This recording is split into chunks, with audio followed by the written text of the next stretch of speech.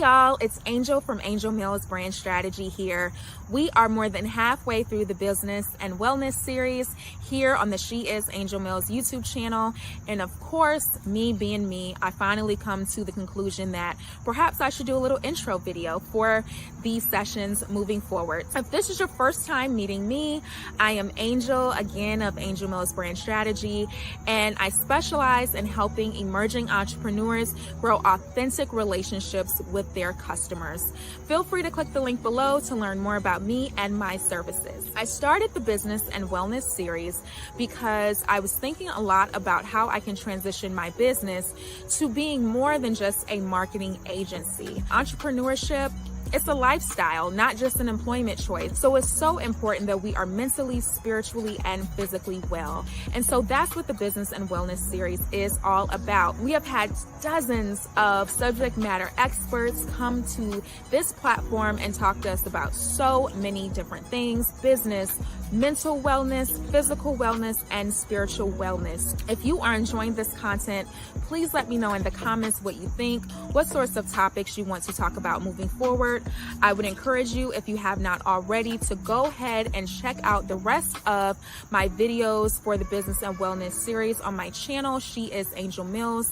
I do have a playlist, so you can check them all out there. You can also click the link in my description box to register for our upcoming live sessions. So I'm so glad that you are here, that you are motivated, that you are interested in taking your life to the next level. That's always a little cliche saying that we hear, but I know I'm all about that. So again, I'm so happy to have you here. Welcome, and I look forward to talking to you soon.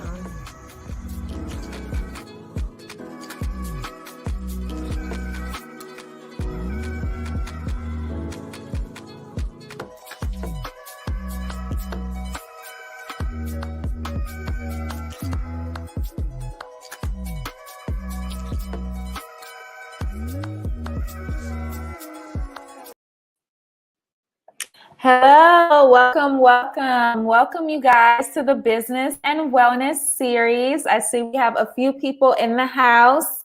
So of course, I want to remind you that we haven't gotten started yet. So if you want to share this link with friends and family you think may be interested in the conversation today, then I definitely want to still give you that opportunity to do that, because we haven't gotten into anything yet.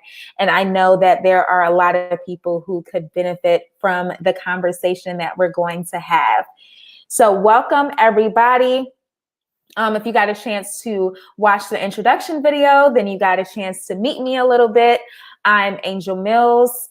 And the Business and Wellness series is just a great opportunity for us to come together and to be able to learn about different aspects of business, but also learn about wellness as well. So today our topic is delving into a business topic regarding how to use social media to grow the business of your dreams.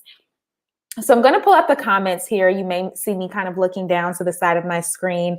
And I love to tell anyone who joins any of my live streams that I want you to introduce yourself in the comments. Tell me where you're from. If you have a business, please share it.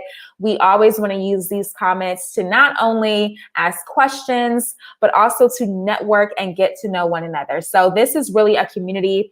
Originally, this started as something we were all doing in person here in Atlanta, but of course, because of COVID, we have been able to, we've had to move online, but we've also been able to invite people from all over the world to these sessions. So it's such a pleasure to have you all with me. Of course, as you saw when you registered, we do have a special guest with us today. So I want to get into introducing him, but before I do that, again, I want to remind you, I want to give some people some shout outs. So I want to know who's in the house, who's joining us today. I want to shout you out, acknowledge you, shout out your business if necessary. And I actually just learned something new where I'm able to put the comments at the bottom on StreamYard. So I've been doing that for the past couple of weeks. So everyone can see your beautiful comments. So definitely, if you're driving, completely understand. Don't want you to harm yourself trying to comment. So if you're watching this while you're doing something else, it is okay. We totally understand. So we're going to shout people out throughout. And I also want to invite you to use the comment section to ask questions throughout the presentation. So now I want to get into introducing our guest for today. Our guest is Quentin Gause. Quentin is a former NFL linebacker for the Philadelphia Eagles, New England Patriots, and Denver Broncos, and the founder of Ironvisuals.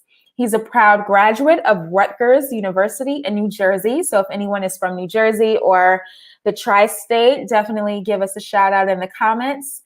And has worked at SNY, ABC Studios, and Big Ten Network. So also in the comments, or excuse me, in the description section, all of his contact information is there. So if you want to reach out more, have more conversations with him after the presentation, then you're definitely able to do that. So we see we have Tammy here from Freeport, Illinois, I assume. You put IL. So Freeport, Illinois. Welcome, Tammy. It's a pleasure to have you. If anyone else wants a shout out, please remember to introduce yourself in the comments. Tell us your name, where you're from, and if you have a business, share that, because I definitely want to acknowledge you and give you a shout out. So I'm going to go ahead, while we're waiting for folks to do that, I'm going to go ahead and add Quentin to the stream, and we're going to get the conversation started. Hey, how are you doing? Hey, what's going on? Great to be on. Nice. We're really happy to have Lillian here from Cater. Hey, Lillian. She's been hanging out with me all week. So Lillian's seen me like 3 times this week. So she must love me. I appreciate it. And her Instagram is synonym for you. So I can add to the bottom. If you want to check her out, definitely check Lillian out. And then Tammy has a business. She's starting a small business called Queen Bee, which is really amazing. Definitely want to hear more about that. So we're naming me. So we have Tammy in the house, and anyone else who wants to shout out, I would definitely give you one. So Quentin, I had an opportunity to read your bio to everyone so folks know who you are. And I also wanted to know kind of more about your story. So I know you're going to share some of that in your presentation. But just to give an overview of kind of like, how did you go from NFL to basically doing digital marketing, digital media? That's a great question. So I played in the league for 2 years. Can you hear me? Yes. Okay. All right. So I had some text coming in. Okay. I played in the National Football League for 2 years, and then from there I kept bouncing around from playing in Canada. I played in the XFL and also a league called the AAF. So I bounced around a bit, had lots of experience doing that. When I left the NFL, I left the Broncos after. Gotta rep them. Gotta rep them. Love the team. When I left the Broncos, I took a long drive home. And I don't know if anybody's had like this epiphany moment where you're thinking about what you want to do next in life. And at this moment, I drove 24 hours from Denver, Colorado to Rochester, New York. And I sat down. That's where you're from. Yep. And I sat down and thought about the next part of my life, what I'm going to do. So I sat down, and I've always had an interest in media. I always had an interest in creating videos for people. I had a business when I was in high school, creating highlight videos, and made money from there. I DJ'd in college and stuff, but I always had interest in media and video. So I started off creating videos for free. Sometimes people are like, oh, I want to go get that big check right away. Sometimes it's not going to happen like that. Sometimes you got to humble yourself. So think about making 6 figures in the NFL. Then you got to humble yourself and do free videos for people. Like you got to calm it down, and So I went and did tons of free videos. I built my portfolio. I traveled outside the country to film internationally. Did some free, some paid, and built my portfolio up. And then I had a team of people that we worked together and stuff as well. And then we built the company together, and has been flowing from there. It's been 4 years, so we went from just doing video, then we added more services. We added on graphic design, we added on web design, and then digital marketing and branding as well too, and encompasses a lot. But it takes time and ups and downs throughout the process while playing football, running this along with my brother who's a co-founder. He's not here right now. but we've been running it and have been blessed to get the clients we've had and continuing to still grind. Nice. And it's also a family affair too. So I'm also thinking about what it's like to run business with a sibling and how and how you all navigate, because he's an older brother, right? Yes, he is. Right. So how you kind of navigate those dynamics as being kind of partners in the business, but then also like being a little brother. Yeah, that dynamic. We flow. I don't know. Our family, we flow well. Like we're the Gause family. Like we're a tight knit group. There's lots of us around the country. So like everybody, we have family reunions. We come together. So we're a tight family. So we try to do things together and build businesses and stuff together.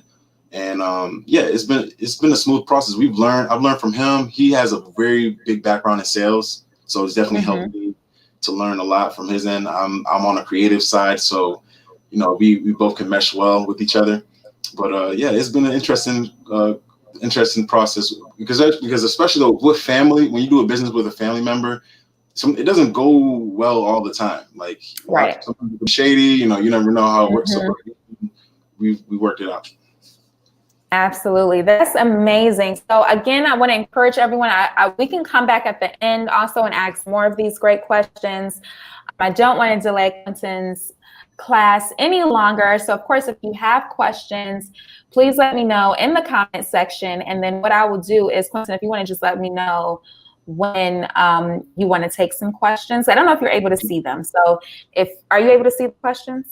Yeah, I can see some of the comments. Oh, okay. Well, if you're able to see, that's fine. But if you need me to just let me know, and I will, without further ado, we'll get started. So let me add the presentation. Right. I'll remove myself. It's okay. Can everyone see that? Let's make sure the F11 so we can get a better view. All right. So let's dive in here. So Angel, was telling me like kind of wanted to focus on the utilizing social media to build your dream business, right? So I'm going to kind of give you the process of what I did to build mine, because again, driving from Colorado and thinking of what to do next, like I didn't really know what I wanted to do. I just knew I love video. I knew that I bought a camera when I was on the Broncos, and I knew I wanted to create some type of a business. And when I was forced, you get released from the team, you get forced out, it's time to really react and do what you say you're going to do. So I wrote out a business plan, got things going. So I'm going to kind of give you the process of what I've done. And then I would kind of bounce back and forth from the presentation because I want to get on Instagram, Facebook, YouTube and stuff. And I want to show you guys some of the techniques and stuff that I use to help, get some business and got my business rolling. So here we go. So this whole presentation, the whole flow is going to be, we're doing an introduction now. We're going to talk about creating the business, utilizing social media to build your business, and we're going to close it out and then go to Q&A. By the way, any questions that you do have, and I actually might have to, Angel, if you could let me know because I'm in full presentation mode, so I won't be able to see their questions. But I would love anytime in between the presentation, just let me know and I'll answer some. All right, so. Just like Angel said, my name is Quentin Gause. I'm an entrepreneur and a pro athlete. SNY, ESPN, multiple different news stations. Play with the Eagles, Patriots, Broncos, and then Baltimore Ravens as well too. And also, I love giving back to the community. That's one big thing that I really take serious is giving back to my community. If it's Rochester, New York, or anywhere in the world, I love giving back. So that's a huge thing on my end.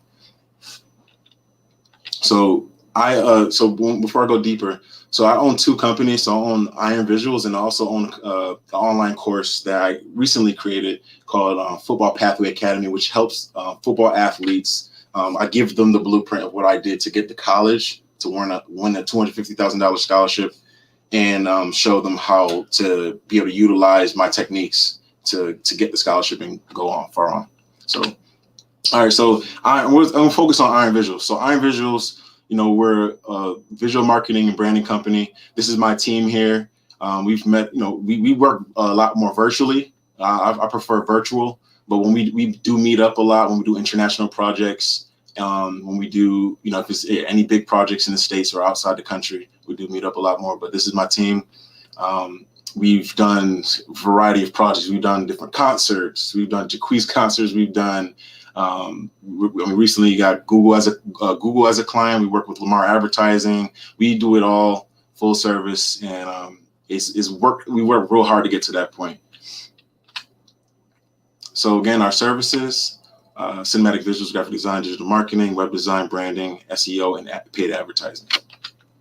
And then again, our clients that we work with all around the world, mainly, North America is going to be more heavy, obviously, because it's home. But North America, we've done projects in Ethiopia, Germany, Thailand, and still looking to keep growing. And our clientele has been Ford, NFL, Google, Westgate Resorts, Spray Ground Backpacks.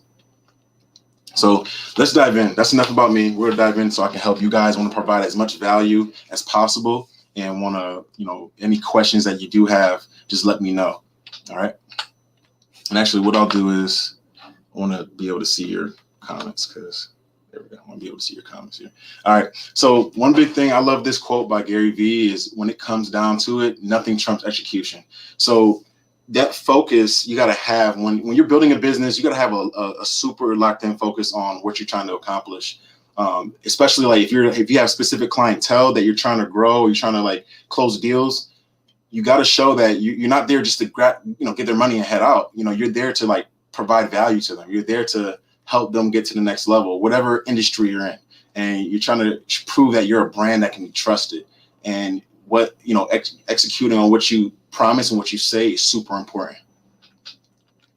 The next thing is from a quote from Nelson Mandela. I love this one. Vision without action is just a dream. Action without vision just passes the time. And vision with action can change the world. So if you have a vision on where you're going, if you set your GPS on the pathway of success of where you want to be, it's gonna lead you to where you want to go. But if you don't have your goals written down, if you're just kind of aimlessly all over the place, and not really focused on what you want to do, it's gonna be really hard to really get to where you want to go. And my biggest thing is being prepared. Just like in football, if you're not prepared on the field for the game, if you didn't watch your opponent, then how can you understand what's going to happen? You're just out there just playing. I remember Oprah said the same thing. Like, if you're prepared, you'll be successful. But if you're not, if you're just going to the occasion and you're like, oh man, like what do I got to do next? You can't practice that. You got to be ready. So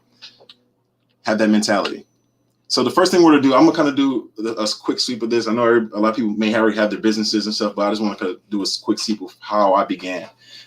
So how I started my business, right? So I went on SBA, was it .org or .com? .gov, SBA.gov, went on and just created a business plan. Some people don't even create business plans and stuff. I like to be super organized, kind of already know what I'm doing for the future, and make sure I hit specific goals. And it's going to always change over time. But as long as you can have your goals and have like everything organized and written down, it can totally help you. It can totally help you out for the future. And some people do it later on down the road, which is, it all depends what works for you. But I like to be organized. So you can go on SBA.gov, create your, go on there, get a business plan, and then kind of just go from there and edit it.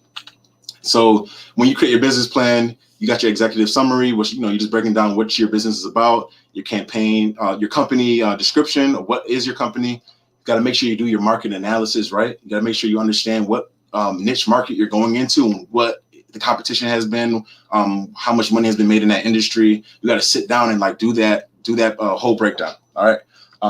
Organize, your organization and management. So if you're going to be solo, a freelancer, that's fine. So you don't have to kind of really worry about that. But if you're looking to build a business, probably like 5, 10 employees or bigger than that, definitely kind of break down what those processes, what the steps are for managing those folks and stuff. And then your service or your product, what that looks like, what is that? And then your marketing and sales, your set marketing and sales, if you have a team for that, or, how do you market yourself? How are you getting yourself out there?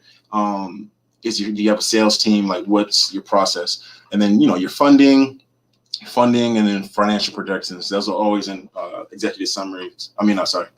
Business plans. So constantly understand what you're getting yourself into. Some people just like, oh, I want to start a business, and then don't really take the time to like break down what they want. So that's one big thing that me and my brother do is we'll do it once a month. But we'll have a full PowerPoint of everything that we want to accomplish if it's personal and business. And we go over it every month. And we're like, all right, man, we got to change this around. We'll break it down 3 months, 6 months, 12 months, 24. We'll just keep breaking it down, and then we'll go back and change and rearrange things. So you can constantly keep, on the path where you're going. All right.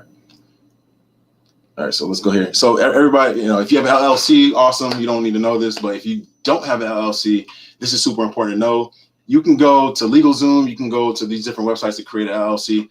I really love creating my LLC through my CPA, and we're going to talk about that next because it makes it a certified public accountant. I love having one because if you have a business, it keeps everything organized. They can be on track of what you're doing, and it's a lot on my end. It was a lot cheaper to do it through my CPA than doing it on like these other websites. Or you can go through the government, the state site to create an LLC, and it actually might be cheaper on there too. So either your CPA or on there through my experience. Let me know if what other experiences you have. So yeah, this whole process of, you create a business name, you could choose a registered agent. So that's like my CPA. Prepare your documents, so the whole process of creating that, and then you get to become registered within that state. All right, and if there's any questions, just let me know. All right, so biggest thing about an LLC, and I'm just gonna fly through this. Biggest thing about LLC, less regulation. You get ownership of the company. Personal assets protection, so if somebody sues you, not suing your personal assets, is a separate entity. So it's not it's a totally separate entity. So you're protected as well. You can manage, you can have employees through it, and it's great for tax benefits. So just know, like, even if you don't have a true business, you should have an LLC just so you can like bypass the tax, the tax laws and stuff, and be able to save money and get more money back. If you go out to lunch and you're going out to lunch, you can write that off. If you have a vehicle, you can write that off. That could be a company vehicle. If you have a truck, they would say get like a SUV or a truck, and that's called a utility vehicle. So you could be able to write that stuff off. So it's super important to see here. Got a local lawyer to help me out. So that's awesome. Yeah, utilize your lawyer and stuff. But yeah, it's so many benefits, man. So just know that LLC, single member LLC, corporation, S corp. I can go deeper into that, but that's a whole nother ballgame. But I love sticking with LLC. All right. And then we talked about the CPA. I'm gonna scroll through this. I prefer utilizing the CPA to do my taxes. I don't do my taxes on my own. They always say like, okay, if you're making well over $500, then you're gonna need. Well, if you're making over $500 or beyond that, you're gonna need a CPA. You could do it yourself, but it just makes it easier. I'll use QuickBooks, utilize Wave app or Stripe, and be able to just filter everything through there. You add your accountant on there, and then now it just makes the whole process easier. You don't have to really do much except they'll call you and say, hey, check off these things. Was this really a true business dinner? Or, they'll ask you questions, but most of the time they're going to help you get your money. All right. So now we're going to dive into, and we're going to go through these really quick so we can get to the social media part, but niche. So I already knew I wanted to do video. I want to be in production. That led to marketing as well too. So that understanding that helped me right away. But I know for some people, they may not know exactly what they want to get into, but they want to be an entrepreneur. So this is kind of something that, one of my mentors we utilize is, kind of understanding what your industry you want to get into, know what your interests are and what you're good at. That's the thing too. Like sometimes people just jump into stuff and truly don't know like what they're good at. Like focus on what you're good at, even if it's something like that may not make a whole lot of money right now, but like think about what you're good at, and then your interest in your skills, and put all that together, and then come up with that particular business that you want to create. All right, so that's kind of the focus you got to have for it. Because I have a friend that that they want to create like goat cheese or something like that. They have a really great ingredient for it and stuff like that. And it tastes really, really good, but he needs to market it. He needs to get a business, but he doesn't know how to do all that. So I've been trying to help him out. But understand what you love to do. That's the biggest thing I'm trying to say. All right. Next thing is your customer persona. And I know Andrew's probably have touched on this before, but I'm just going to roll through it. Understanding what your customer likes, understanding what they're about, helps you pretty much understand who you're going to target. If you know who you're going to target, that's going to help you so much. If you know exactly who you're targeting, if you're just shooting, I'll always say this, this analogy. Would you rather, if you're shooting at a target, and I'm using a military analogy, you're shooting at a target, would you rather, from a far distance, would you rather use a shotgun or would you rather use a sniper rifle? Which one's going to directly get there? Or are you going to spread out and just hope you get someone? Or you're going to get a direct hit, right? So my biggest thing is this helps with breaking down exactly who you want to hit, their, what they like to be around, their pain points and all that. So customer persona is super important. So I'm going to scroll through this. And this is another kind of a breakdown of it. Just really breaking it down. Like, so this is just a little, fake example here. Nikki Brown, she's a female, she's 30, single, Silicon Valley.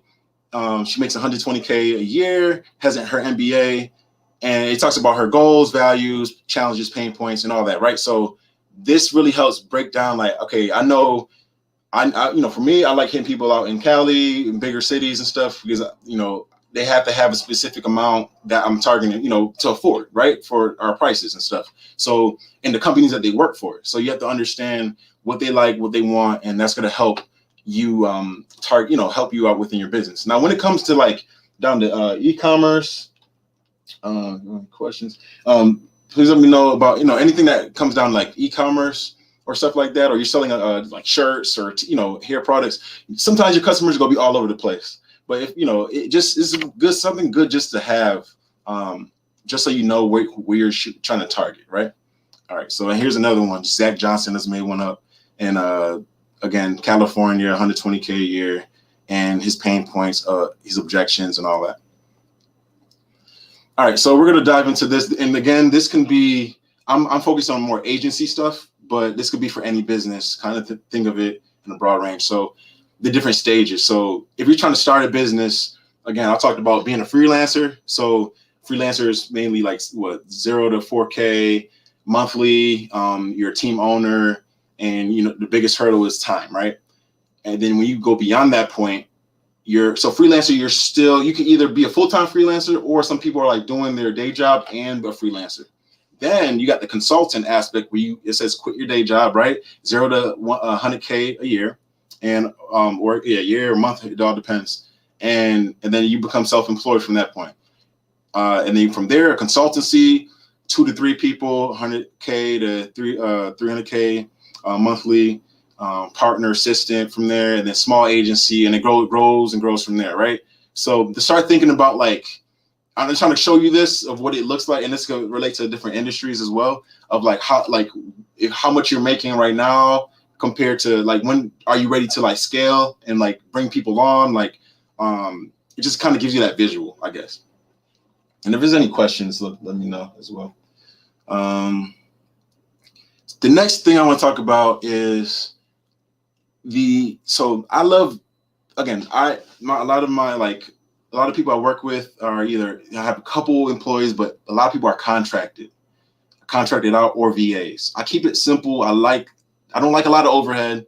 I like keeping things simple. So I want to give you guys this just in case if you want to utilize it, you can use it within any industry. But if you're creating a business and you want to have, these are a couple of different people that you should probably have on your team, if it's virtual assistants or contractors to help you out to build your business. So the first one is video editor, right? Video editor, someone to shoot your content, or again, like if you're hiring someone overseas, obviously, they're just editors. So they're gonna take care of your footage, chop it up for you real quick. So if it's a podcast, if it's whatever it is, you send it over to them, you pay them, get it done, get it back to you. It's all clean and done, right?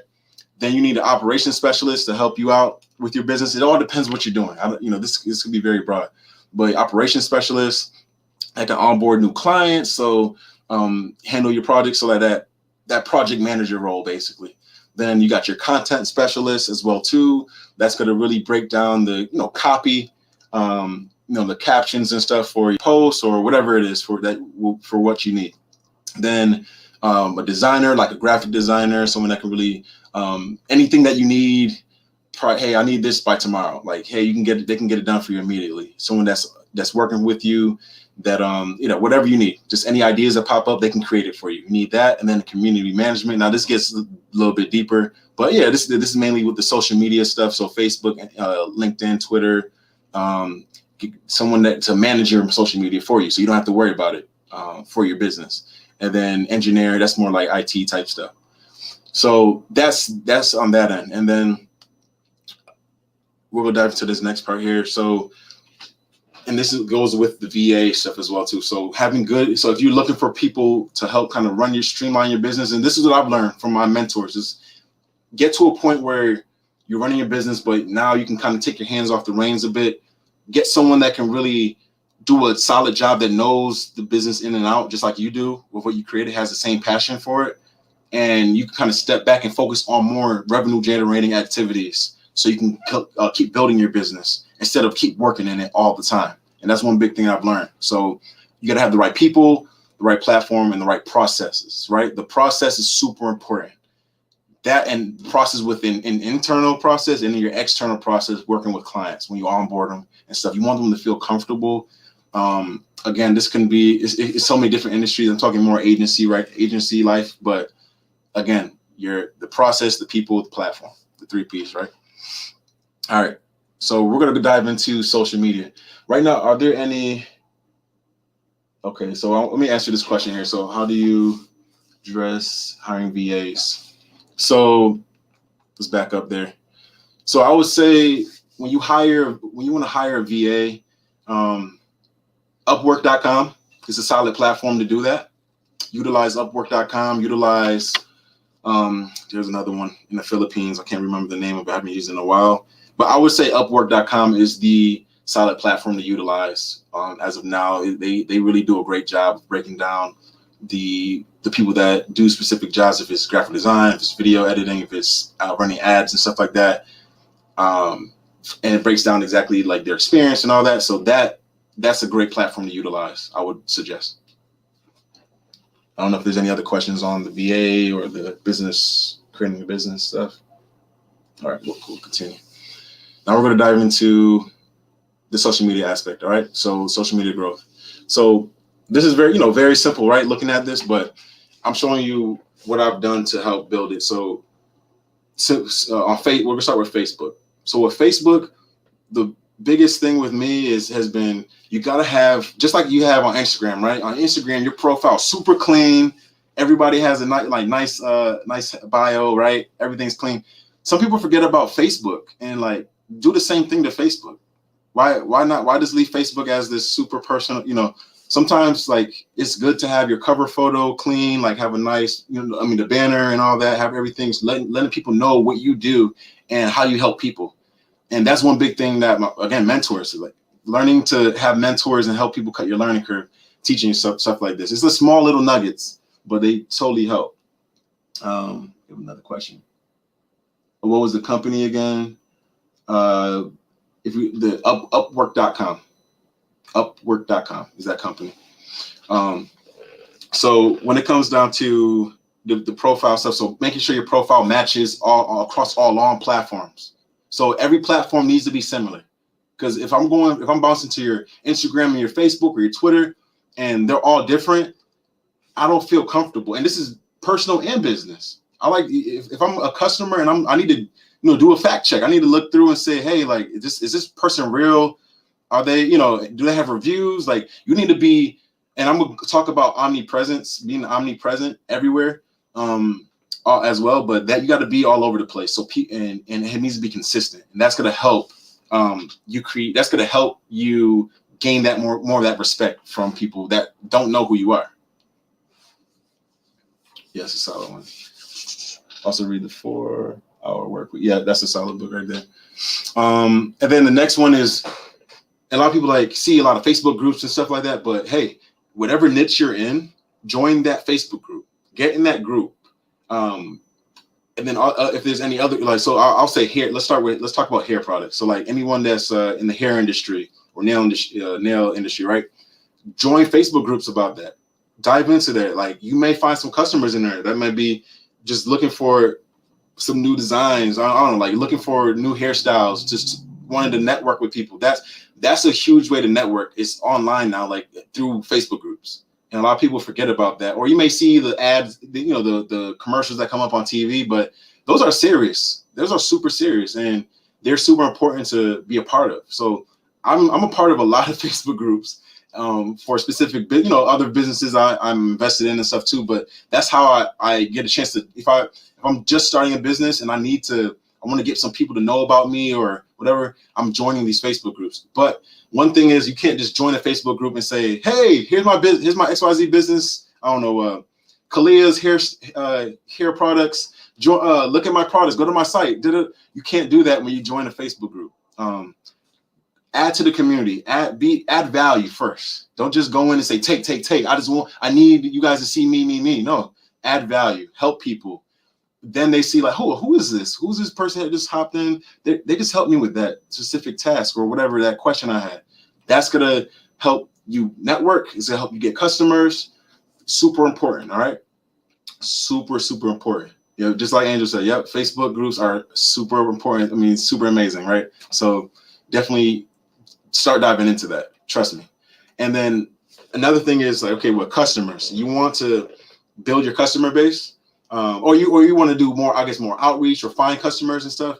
I would say utilizing Messenger. So if you go on a business page on Facebook, for us, sometimes we've hired it out, but like we utilize people to every day go on Facebook and go on Messenger, and they go on there and they send tons of messages, asking people do they need help, and we specific lingo we use to help pull them in, because sometimes you can have those spam messages that are annoying, and we love to have like just keep it simple. KISS method. Keep it simple, right?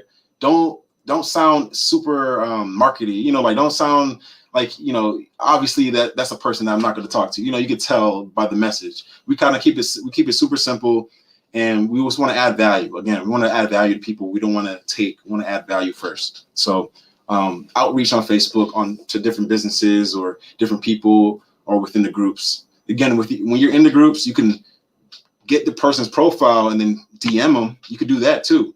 You don't have to just talk within the Facebook group. You can DM them personally if it's someone that you want to reach out to. Question here says, so it's more what I bring to the table or making a soft sell. I would say it's a little bit of both. But I said, whatever you bring to the table, it has to be, make sure it's legit. Make sure you bring that value. Make sure you're gonna really help someone again. But you could, like you said, you can have that soft sale process. It may be a longer process. It may be like a week process to pull them in. Sometimes, I like that like that quick sales process, but it's not always like that on our end. We try to have the longer sales cycle, especially like for the higher ticket items that we sell. So longer relationships to be built, but you'll get them, trust me. And then the next thing is Facebook ads. I think let me see here. I'll just talk about them, but I can show you a couple in a little bit. So Facebook ads are super important to help push your business. So first is creating content, and we're going to talk about content creation, but you need to create content to help push your Facebook ads out there. So what I want to show you, I had it up. Let's see here. Let's go to Instagram. Show you something that I did recently. Let's log into one of our. All right, so see here. It may not be running right now, one of our ads, but where are you? Okay, so Facebook ads. So content is super important, right? So this video here was for one of the Football Pathway Academy, the company that I own, where I help football athletes. This ad that's running, we made sure it's super enticing. Like I'm pushing, the biggest thing is to push on someone's emotional response button. Make sure you write that down. push on someone's emotional response button. That's super important with content. Anytime you're pushing out content, especially nowadays, short form is more like short form right now is the way to go. 3 to 15 seconds long to pull someone in. This video is a little bit longer, but I know if it's going to be long form, I have to do my best on the video to make sure the person watches it all the way through. Because if they don't, then I didn't do a good job. So I need to pull them right away. I need to pull them in right away. I need to let them know what I'm offering them, what the value is, what's going on in this video from the get-go, right? So we ran this as an ad like a couple, not too long ago. And right away on the page, on the first part of the page, it shows like how do I earn a $250,000, how I earned a $250,000 football scholarship on the page. So it's a cover photo, that's what it says. So when someone's scrolling through, they're like, oh man, I want to get a scholarship. I want to go to college. I want to be a D1 player, right? So pulling them in with the content, and then you got to run the ads as well too. So ads are super important to help get your business to take off a little bit, especially if you have a product. Running ads is amazing. Like when it comes to marketing and stuff, you have to be a little bit more creative. But when you have a product that you're selling, it's a lot easier. So we'll dive back into it. So we kind of already talked about like having your Facebook page looking right. This is just a random page here, but I just wanted to kind of show you guys like when you have your page, make sure you have the cover photo. I can actually go dive over to one of our pages. Let's see here. So make sure you have we have a video on here instead of a cover photo, but we have our video going. We have articles that we've been in. So we've had an article done by Vogue. We were in a Vogue article out in Santa Monica. Posting our latest posts on just short form clips that we're doing. So we're doing some e-commerce clips and just posting some of that to pull people in. But anybody that's coming to my page or any of our business pages, we want to show them that it's consistent all across the board, right? Because the more consistent we are, the more I'm gonna trust. Just like if I'm going to if I'm going on a site like I don't know, Costco, and Costco's Instagram is different they have a different logo, it's all different. I want to trust it. I'm like, this is not the right page. I don't see the same branding. So it has to be same across all boards. And then we talked about ads. So photo ads, video. You got photo ads, video ads, slideshow, carousel ads, collection ads, canvas ads, and lead ads. The ones I've messed around with the most have been video ads. Videos convert better in my point of view. Image ads, it all depends what you're doing. But video ads do convert a lot better than picture from my experience. Now, if you want to use like slideshow, carousel ads, I would say carousel will be more or less like, again, products. Like some people use it for Amazon. So if they're trying to get those reviews on Amazon, they'll utilize carousel, slideshow ads to pull people in, to give them free offers and stuff. Let's see here. Missed a couple questions. The long game. Long game is the point for sure. I mean, I feel like the long game. And Gary, again, this is Gary V talking about it because I listen to a lot of him, listen to a lot of different people. But the long game is super important. Like it's not you'll get some quick wins, but it's about building those relationships. For us to close on Google, and I was telling Angel this, like that was a 2-year relationship. That was a 2-year relationship we built with someone over time. Constantly just kind of talking to them here and there, but that's a big client. So like, it's not gonna be right away you get them, but that was a 2-year relationship we had to build, and then constantly be in contact with them, constantly waiting for the opportunity to come. Because sometimes like we want that quick. Again, I've been in the same shoes. Like I want that quick win. I want that. Everyone wants that big check right away, right? It's not gonna happen like that right away. You got to build it over time. You got to do those free videos. You got to do those. You got to give out that free product, right? But it's not always going to happen the way we want it. But keep chopping away. Keep chopping away at what you want. Keep on staying the path. Even if you feel like, man, like today's not a good day, it's okay. You're going to be fine. You may get knocked down, but get back up. It's okay. Trust me. I've been getting cut from so many different teams, playing in multiple leagues, moving around the U.S., flying back and forth, living in Canada, playing football up there. Imagine that. Imagine like having to move and do all that and run a business. And like, that's a lot. you know, so keep on the path and you'll be fine. And if there's any questions about the Facebook ad stuff, I'm gonna dive more into it as well, but any questions? All right, let's dive into Instagram. I know a lot of people like are super, I don't know, like everybody, a lot of people are on Instagram, and a lot of people are like Instagram gurus and stuff. And I respect it. Like a lot of people are very creative, the way they post, the way I love it. So I learn from the best, man. I scroll through, I'm like, oh man, they're doing that really nice. Like even if I'm like, I don't know, like I kind of take the mentality of Kobe and Michael Jordan, like the mindset they've had, like going into training camp or learning from someone. They constantly like still they keep their mind open to keep learning, to learn something new. And that's constantly what I've done with what we've done with our company, is to constantly keep new ideas flowing through. We see something work, we utilize that, and we keep utilizing it. But obviously the algorithms and stuff change, so we have to definitely like try something different. But it's constantly going to keep changing. It's constantly going to keep changing, right? So number one is, on here for Instagram is generate initial following and interest from family and friends. So if you're starting a business, just tell everyone about it that you know. I've heard, there's a lot of people, I'll let you on my end, like I've gotten a lot of clients in the beginning just from families and friends. Even if it was a small gig, if it was a $500 gig, shooting a video or something like that, hey, opportunity, they saw what I done, what the videos that we've created, and like, hey, it created opportunity. Some of them, again, free, not free, but it created opportunity, and it helped get the business going. Produce high quality content. So we're gonna roll back here, and one of the videos we created for our company, and I'm on my personal page right now, but I'll scroll over to the company page.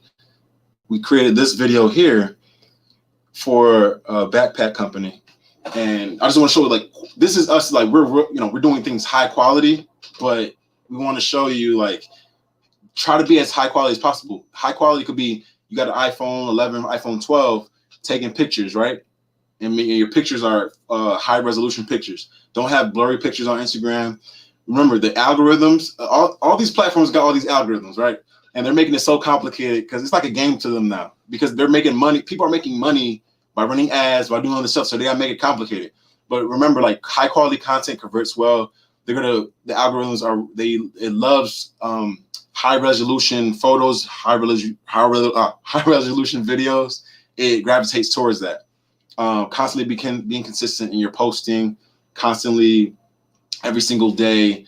Having that consistency is super important. So just make sure keep that in mind and in front. All right. The next thing is, regularly update your posts. Constantly update your posts all the time, right?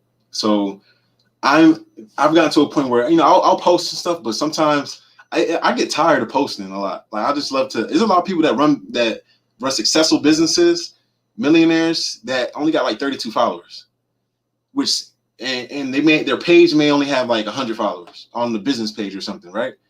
But I would say like the more you post, the more people know about you, the more that's clients that you could pull in. I always think of it that way. There's clients you could pull in. So have that mindset to constantly keep a content schedule.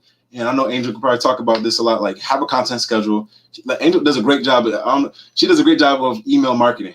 Like she's a beast at email campaigns and stuff. And similar, like keep that mindset. Keep things organized. Keep things in front and in mind. All right. Any questions? Any questions from anyone on Instagram or Facebook? Nope. Okay.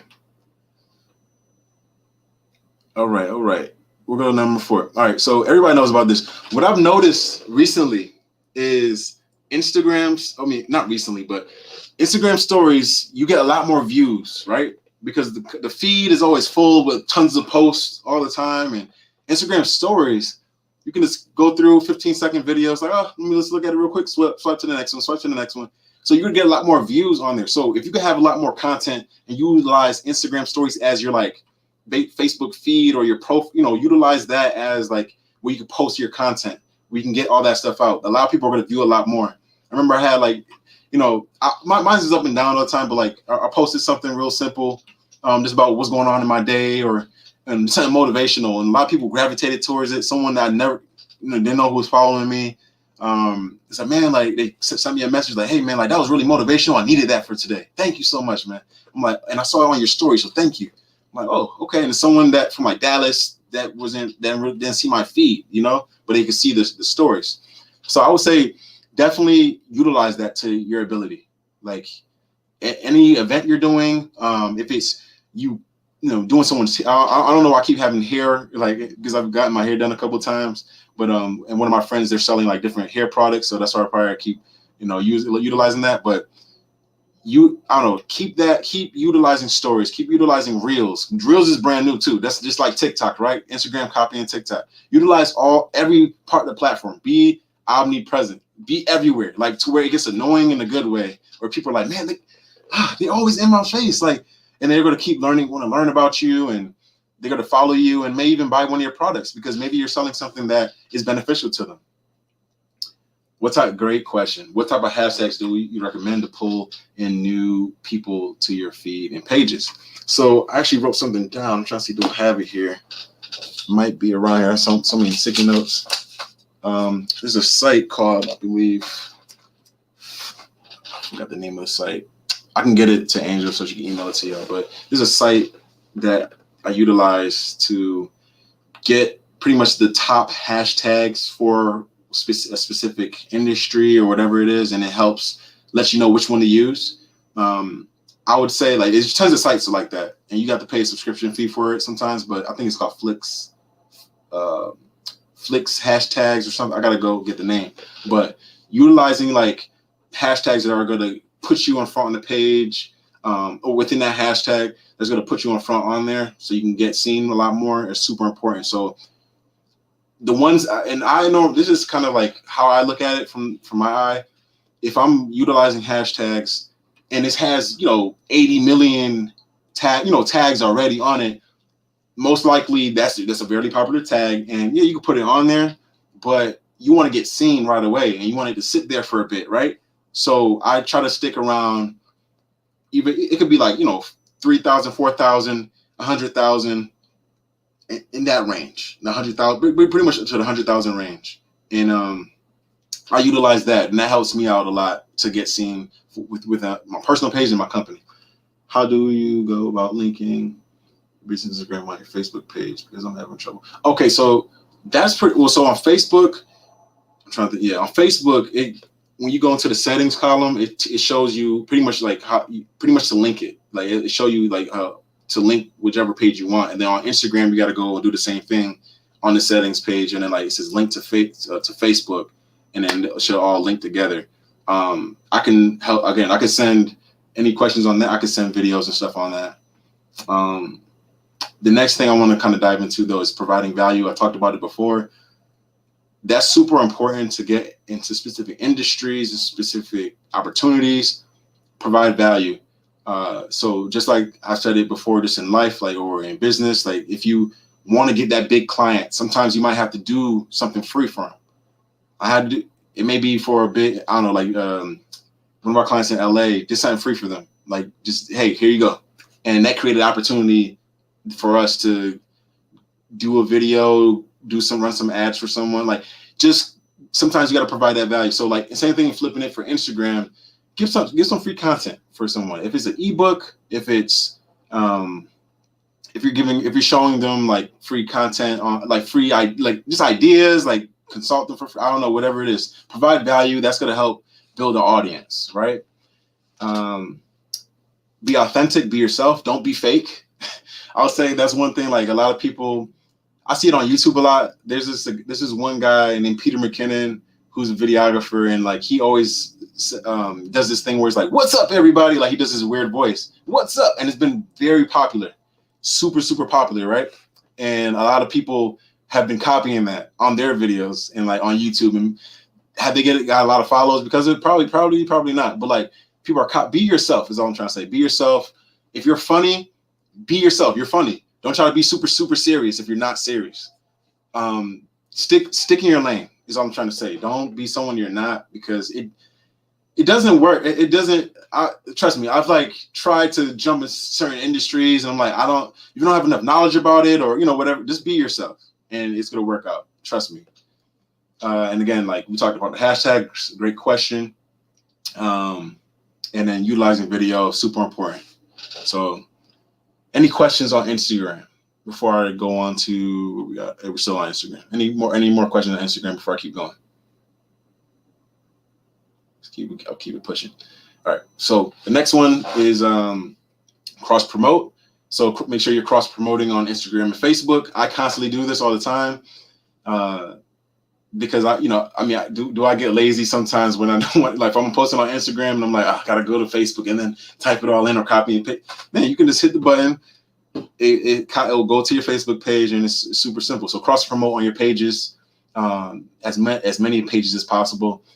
And same thing with what was I going to say? If you have another company you're working with or someone with a specific brand, influencer or whatever, cross promote your business on there. Constantly get it hashtag, constantly put yourself out there. It's going to help grow your brand.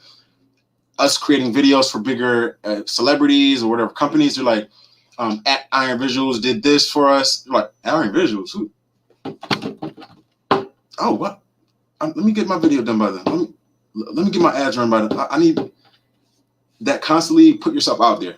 It sucks because like sometimes you don't have all the time in the world to be doing it because you got other tasks you got to do. But maybe you might have to hire it out. Maybe you have to hire someone to handle your social media to do this stuff. But this is what it's going to take to get yourself noticed on these platforms, right? So the next thing is engage, right? Engage with your followers. If they comment and say, hey, man, that was a great, that was a great shot. I love the audio of that video. I love this or that. Or I did some skydiving. Oh man, that was fun skydiving. I would never do that. And then comment back, say something. Constantly just engage with your audience. They know you're there. They want to see you're there. They want to feel that personal connection with you. So that's the biggest thing with social media. That's what's opened up this whole array, is like that personal connection, right? That personal connection with the business owner or the celebrity. So constantly gotta, like Andrew said, be on social media. You gotta be on social media. So yeah, engage, comment, interact. The next thing is promote your page via other social media channels. I mean, that's simple, right? We talk about everything has to be consistent across all platforms, being omnipresent. Even if it's on the small platforms that nobody really uses, like constantly have yourself on there. Pinterest, like if you don't even need Pinterest, put yourself on Pinterest just so it connects on Google search. So it could be like, oh man, they're on every platform. Oh man, like constantly keep yourself out there. Let's see. What do you think about tagging people, big names, industry, somewhere content? So yeah, I think it's good to do that, to add. So question is like, what do I think about tagging big names on my content? Yeah, so if it relates to a specific industry or specific, the content is relating to them, like in some form or fashion. Again, that's how the algorithm works. It's like, does it relate? Like, if I'm in a lawn care service, I'm doing landscaping and I'm tagging The Rock on there, does that really, I don't know, like that doesn't really work. But if I have a company that trains wrestlers and I'm tagging The Rock on there, that might work a little bit better, right? So think about, like, it has to match the celebrity that you're tagging on there. Or if you want them to see it, they might see it and they might respond. I've had a couple people respond to mine. Just, if it's because of the check mark I have, whatever, or is it because I've gone out and actually have met them in person at going to a concert or something, or taking a picture or whatever, and I tag them in it to let them know, hey, I saw you, I met you before, and then they'll respond back, and then you could tag them again and like, okay, this person, I've seen their face before. Keep them in your mind. So I would say, like, let's make sure it relates. That's all I gotta say. And you said like brand Mondu and Haram are some of the big names in beauty. I got you. Yeah. So perfect. So tag them all the time. Constantly constantly tag them, because when you get that one video or one post that goes viral, they're gonna see it like, oh man, they've been tagging me the whole time on this. Like, I should have been paying attention. So that's a good idea to do. All right, let's go on to the next point here. So all right, we're gonna dive into LinkedIn. So is there anyone with any questions before I go into LinkedIn? Any other questions about Instagram? And again, when you run Facebook ads, it goes into your Instagram ads as well too. So all that is all linked together. So it's Facebook owns Instagram. So, all right. So we're going to go on LinkedIn. So I got two. Okay. So LinkedIn, I know every industry doesn't have to use it, but I'm just going to put it out there because it's a great tool. It helped us close a $50,000 deal because of it. So I would say LinkedIn. All right. LinkedIn, utilizing Sales Navigator and LinkedIn is very powerful. You can also do it without it, but utilizing LinkedIn can help you reach those people that don't like the higher up CEOs, if it's the project managers, the people that you normally wouldn't see on the site or their email isn't on there because they know like they're gonna get spammed. You can reach those folks and they will respond back if you give them something to respond back to that's like gonna capture their attention. That's not just again like, hey, like what I don't know whoever has a LinkedIn, but you know those messages you get. But hey, like I'm in your specific industry, but just want to see how you're doing and want to let you know all about me. And they give you this long message, and I'm like, I don't got time to read that. I don't got time to sit here and read all about cool, like you're reaching out to me, but I don't need this long message. Now, you gotta warm them up, right? We talked about a customer persona. You should already, just like football, right? You should already know your opponent or who you're going against or whatever. You should know your industry, right? And you'd be prepared. So if you already know what they're looking at every week, if you know who they follow, if you know all that stuff, you can start a conversation off of that. If you know, if you've seen what they post, if they spoke at an event, hey man, I love that event you spoke at, like at Digital Agency Expo. That was a great speech you did. Like I resonated with when you talked about boom, boom, boom, boom, boom, boom. It really helped impact my, you see what I'm saying? Like it's different than just throwing a message at them and not, again, provide value first. And that's going to help you down the road. Trust me. It may be a little bit longer to build a relationship, but it's going to work in the long run. Again, you got to, and then another thing is find the problem first, right? That's where the customer persona thing comes in. If you know what the problem is, then you'll be able to target them better instead of just reaching out to someone random and then doing the whole process, but not knowing their pain point. Cool. You had a great conversation with them, but like, oh, but we don't need your services. We're good because they don't have a pain point. They're good. So, something to think about. Another question from Lillian. So keep it short and simple and to the point. Yeah. So starting off, keep it short and simple, and then once they are listening and you have their attention, then you can dive into the long form message because that's what we had to. We had to give them the long form message at some point of what we wanted because we wanted to be able to help them out with video, helping them out run some running ads, whatever they needed, and they had all these pain points for us. By sending an email back saying, hey, you know what? It's perfect timing that you reached out to us because we're looking to do boom, boom, boom, boom, boom. Let's have a meeting next month. And we want to make sure, come fly up here and let's have a meeting. We have these different opportunities. We're going to give you a scope of work and give us contract and we'll be ready to go. We reached out, all that happened. Like, it's like, wow, like just by, you gotta build that relationship first though. It takes time. People like the authentic, like everyone who's authentic. They don't like it could work sometimes, but I know in mine, like if you get spammed by someone and it's not directed for you and it's just super generic, it doesn't feel real. So something to think about.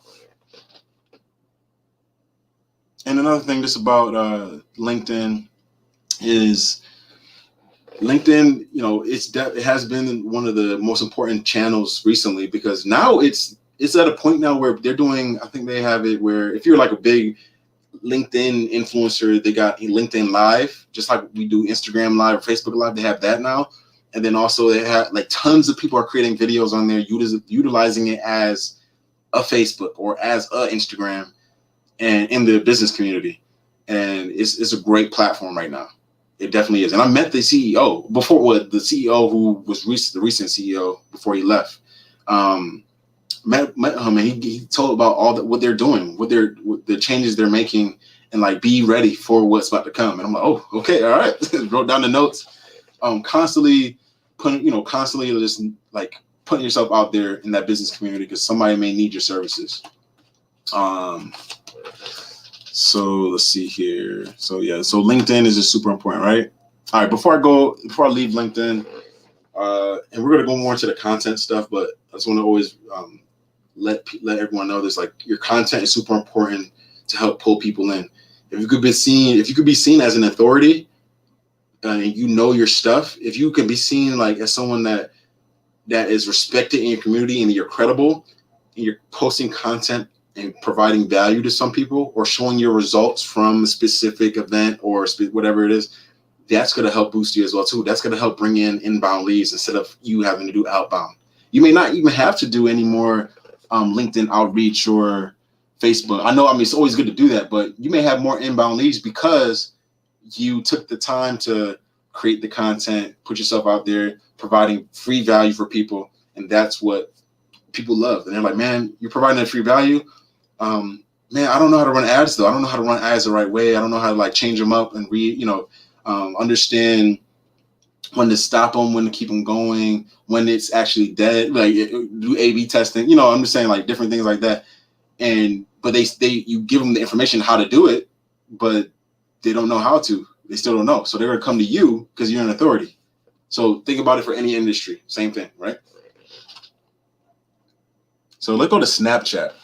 Snapchat has been a very important platform, especially for products. So if you're selling a product, Snapchat, and because I'm learning about the hair industry, but more like the bundles, and I can understand like how expensive those bundles can get. They can go up to like $300, $500 on the certain length of them, right, within the hair industry. So I've learned, like, if you want to get your product out there, especially, and it's about to be Black Friday. What was it? Black Friday, I think, is the 24th, 23rd, 25th or 6th. So like right now is the perfect time to promote if you got an e-commerce business and get it out now. Get it out now. Run ads now, because people are going to see it. You're going to get people to convert and buy your product. But again, the ad needs to be creative, or needs to pull them in. You know what I'm saying? Because it can't be just generic ads like people scroll past, right? So Snapchat, there's a variety of people that utilize it. I would say between the ages of, I've seen some people at age 40, age 50 using it, but like, your demographics will be between like 35 and younger, 13 to 35, all right? But I would say the platform, I love the ads on here. So if you go to Snapchat ads, and this is a recent campaign we ran, was from the 15th into the 20th. We ran 2 campaigns. We spent about, I think it was like, 6. I think was this the one campaign? I'm trying to think. We only spent $664. $646.06. We had 3,175 swipe ups from the ads we were running. And yeah, I just thought that was amazing. 1, 2, 3, 4, 5, 6 days, only 6 days on Snapchat. And we were pushing out the product for Football Pathway because we had a couple webinars we were doing. So just that alone, just thinking about that, like all those swipe ups, and only ran it for 6 days. Facebook could be a little bit tougher because you really got to break. They're really custom with their ads. But Snapchat was a little bit simpler, but I still had my custom audience and stuff like that. But wow, I think that's amazing. Like, just a short campaign, super simple. Got that many swipe ups. Got tons of signups from our webinar. Got a lot of people that converted over, that learned about what a product that we were offering and converting them to a sale, right?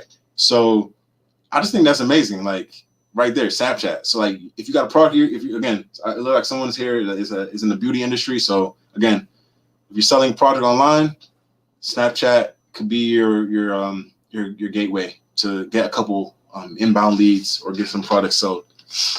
And again, it comes down to content. What sites do you recommend to have templates that make it easy for content videos when you are starting out? I would say, like, example would be like Canva. This utilize a lot of people use it. Canva.com. If you got a video you're making and you just need to create like quick posts and stuff like that, utilize Canva. Canva is a great way to utilize that to get your videos look a little bit more fancier, even if it's just like with your cell phone. Canva.com is a solid site. If you already know about that, but I would say that's the solid site to utilize. And then other people can utilize Photoshop, utilize Illustrator, utilize other platforms like that. But Canva has been a solid one. I haven't even had to dive into a lot of Photoshop and stuff like that, because Canva offers so much and it's free. That's the crazy thing about it. So yeah, so if any questions on Snapchat, because I know a lot of people forget about Snapchat, but all those ads that's running on Snapchat, all those, if you ever on there and you see all those ads or those channels, man, your ads can be on there. Trust me. It's tons of opportunity. So don't let that slip by the wayside. All right, so and I forgot to put TikTok on here, but like I personally have a TikTok and stuff like that, but I personally don't use it all the time. Gonna be diving more into it. Again, got to sit down and be creative and think about how I like to think about how all my platforms can connect to each other and how I'm going to utilize it to be able to, for my work and benefit, for personal and for business. So, but for TikTok, if you're looking to get, if you're looking to just gain a following, and when TikTok's becoming like Instagram now, so gain a following, get people to watch you and stuff like that, and if it's, I don't know, like baking a cake, if it's just doing funny videos, whatever it is, it could be real estate. I've seen a lot of people use it for real estate and say, like, when you buy your first house, how it feels. I don't know, like there's different videos like that. Help gain a following, help people see who you are. And that's another, again, being omnipresent, being everywhere. So super important. My first TikTok video, I think it was my first or second video. I got 8,000 views from my second video, and I only had like 2-3 followers. I'm like, oh my gosh, like this organic reach is ridiculous. And I can see why like Gary Vee and all those guys are using it. We're using it early because like, oh, TikTok is organic as heck. Like, and tons of people are on here. And you can see once we got to once COVID-19 hit, tons of people got on TikTok, all their family members, business owners, tons of people. It's crazy. Like it's a great platform to use, organic reach. So we talked about Facebook, LinkedIn, Snapchat, Instagram.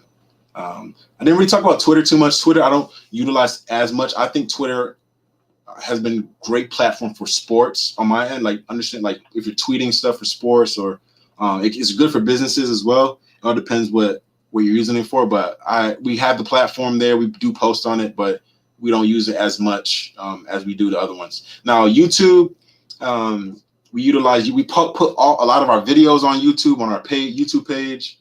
Okay, we got a couple questions that came in. We put a lot of videos on our YouTube page, and we push everything out on there, and then we share it with other people. I've done like a vlog as well too on YouTube. So traveling to different countries, letting them know my experience, just implementing them in my daily life. And I've seen other athletes start to do that as well. So think about the same thing for your business. If you're just, hey, typical day in your business today, you can show people your business journey so they can follow along. There's so much you can do. All right, let me answer these questions. We got a lot here. We got 2. All right, just to clarify, one person LLC typically posts on all social media, not just focusing on 1 or 2. Most startups paying someone to post to the posting for them. So yeah, there's some. Yeah, you do have a lot of folks doing that now, where they'll just hire someone out to just be that person to just handle the posting for them. Typically, I like keep my personal, in my control. But whatever for business, because sometimes you may not have a lot to post every day. Because if you're so focused on your business, you may not have time to do all that. But if you can hire someone out to create something for you, like I've seen that done again with one of my mentors. I'm crushing it right now in the supplement industry. They hired out like 2-3 different people to run ads, create graphics, pay them, a good amount per month, and just get it. And they're bringing in revenue from them. So it just makes the process easier. You can keep your hands off the wheel and you can focus on other things. That makes the life a lot easier. Which of the major platforms do you find is easiest to learn, but get you a big return in clicks and likes in clients? It's a good question. They're all different. I think there's not one, like it always changes. I knew that I was running ads for one of my clients in the meal prep industry, and we created an ad and stuff for him. Let me see if I can. The meal prep industry, running some ads for him, and tell me why. We captured some leads right away. Like in the first week, we captured like 4 or 5, 6 different leads, and he needs, on his end, we're connecting the pixels and stuff to his site and doing all that, and we were getting him different leads, and we were getting different subscriptions, because those are harder to get. Like, you gotta get your subscriptions and get people locked in for. His was 5 weeks, so you need to get people locked in for 5 weeks. So we got tons of folks locked in through the ads, and we were running low budget. It wasn't that heavy of a budget, and it was during COVID. Then, like, once COVID restrictions loosened up, people were going back outside. For some reason, the ads like kind of dropped down, so we had to stop running them and switch it up to something else. And it was just interesting how Facebook, like, they can literally, and they talked about it on that movie on Netflix, the social media. I forgot the name now. The social media movie. Somebody could put it in the chat. The social media movie for Netflix. That's on Netflix. But it talks about like how like literally they can like turn up the ads, turn them down a bit, like whenever they want to do in Facebook or Instagram, like whatever they want to do. And that's what they did basically during that COVID moment. Like they turn things down so a lot more people could put, run ads and do what they want. And then they turned it back up. So now the bids are a little bit harder to get seen, So I would say all the platforms. Like, I know it sounds super generic, but I would say, okay, I'll give you this. So from my experience, I would say Facebook has been really good. Again, Snapchat, if you're selling a product, Snapchat has been solid. I mean, that for 6 days, that's awesome for 6 days. That's solid return on investment in swipe ups. So I would say that again, Facebook and Instagram connect together, so though you're running the same. But I would say it's a mixture of all of them, to tell the truth. I'm not gonna lie, it's a mixture of all of them. YouTube ads, we haven't run as many. Like, we've helped other people do it, but we haven't run a lot for ourselves, so we're going to dive into that more. But that can be very powerful as well, depending if you're selling a specific product. I always say, The Social Dilemma. Yeah, that's the movie. But yeah, it's a mixture of all of them. I feel like there's not just one that's going to be the most powerful, because they can always change it whenever they want. But that's again, this is some stuff I've gotten from mentors and stuff too. Like, even Facebook gurus are like, man, I need to learn YouTube ads right now, because right now Facebook is not doing what it's supposed to be doing. Or Snapchat gurus that have been doing it for a while on the low, and you don't really hear about them. But now, hey, Snapchat is the place to be for Black Friday. You go pulling a lot of leads, trust me. So many opportunities, right? So let's dive into this. I didn't even get a chance to go into it. So again, we talked about being an authority, right? You want to be the authority within your industry. You want to be credible. You want to create content that people are going to come back to you for, ask you questions, and want to know more, right? Influence others. Keep being that positive influence in other people's lives. Provide that value. Help change lives. That's the biggest thing on my end. I love to change. I want to change someone's life, help impact them, provide as much value as possible to help them on their journey. And again, if it's whatever industry you're in, we're in the agency industry, so value we provide, they're going to come back. We've had it happen multiple times. We're like, I don't know how to do this, man. Like, I tried it, or I just think it's going to take too much time to learn it. Can you teach me? Or can you teach me?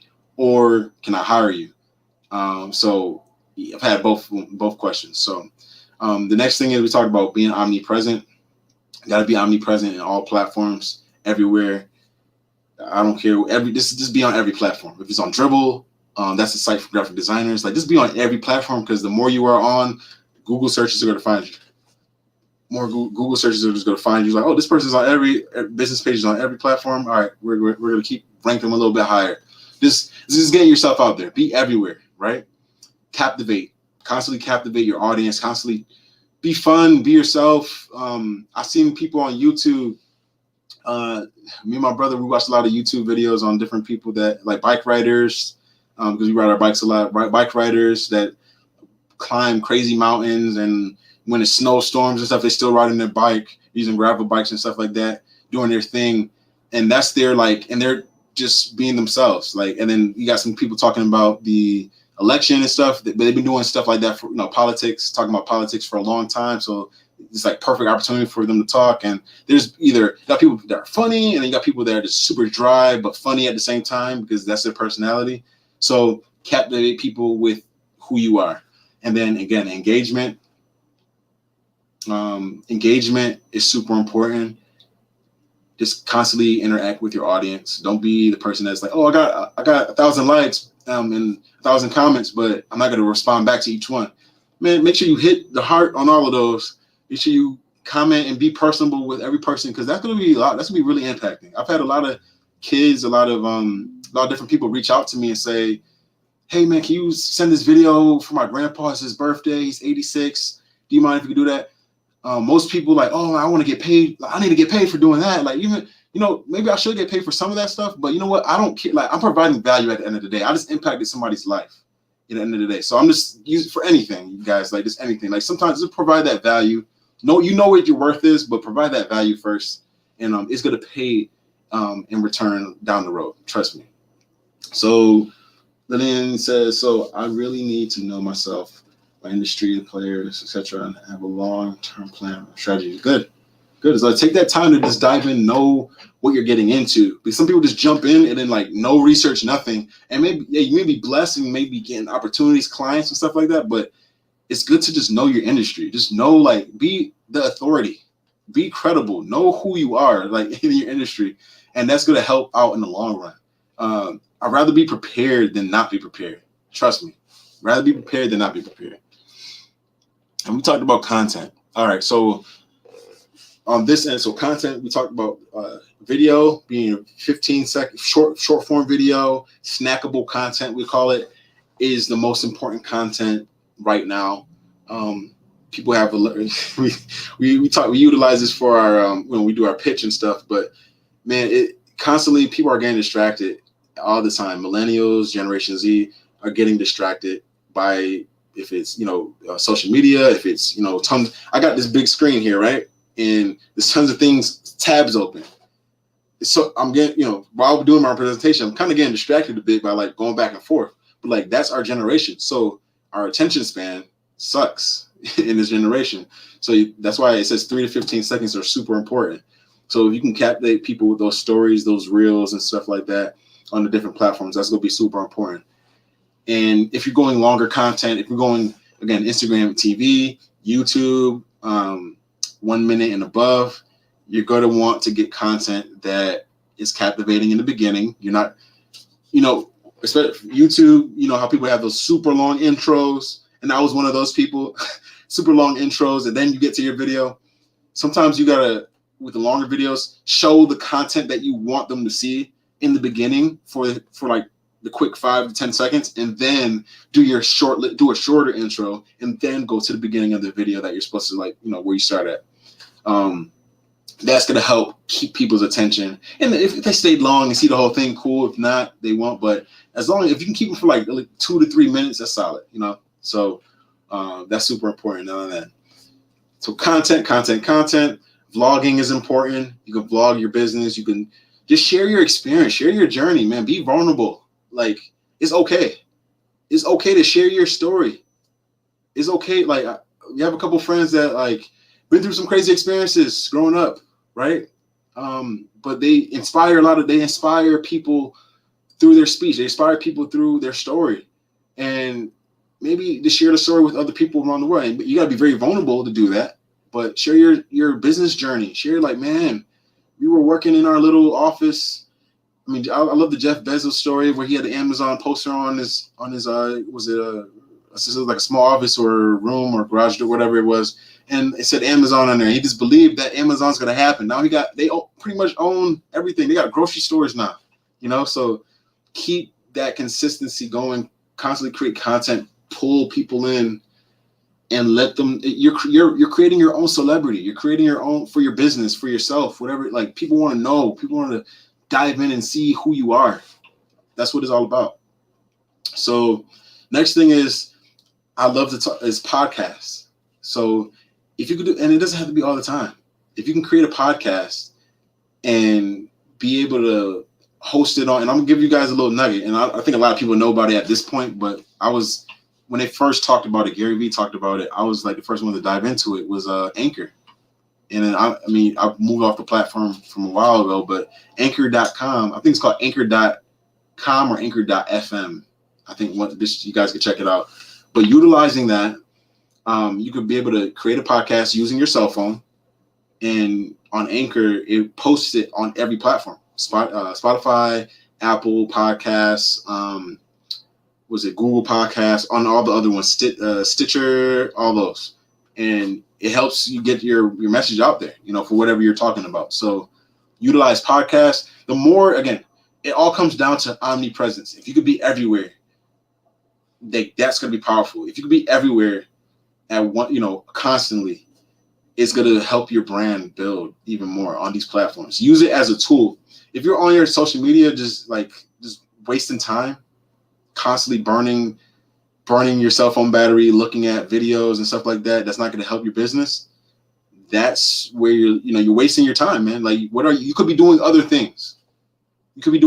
So make sure you're using social media as the platforms to help you for your business, for your personal, but don't burn time and wasting time for yourself. You only get 24 hours in a day, and you got to use all 24 hours wisely. Now, the next part is recycling your content.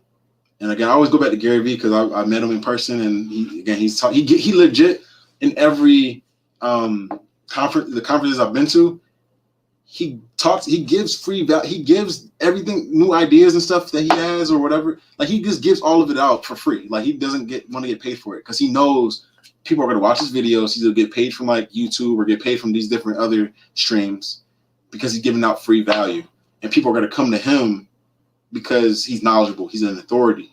Again, you got to think about that. So when you recycle content, it could be old posts from 2-3 years ago, but it can relate to something that you're doing now. Like, hey, this is when I worked out and I was this much weight. I weighed 325 pounds, but now I weigh 200 pounds or, whatever. Like, recycling content is super important, and it can help you, so you don't have to always create content, because I know that can get annoying. It's like, oh man, I got to create something for this month.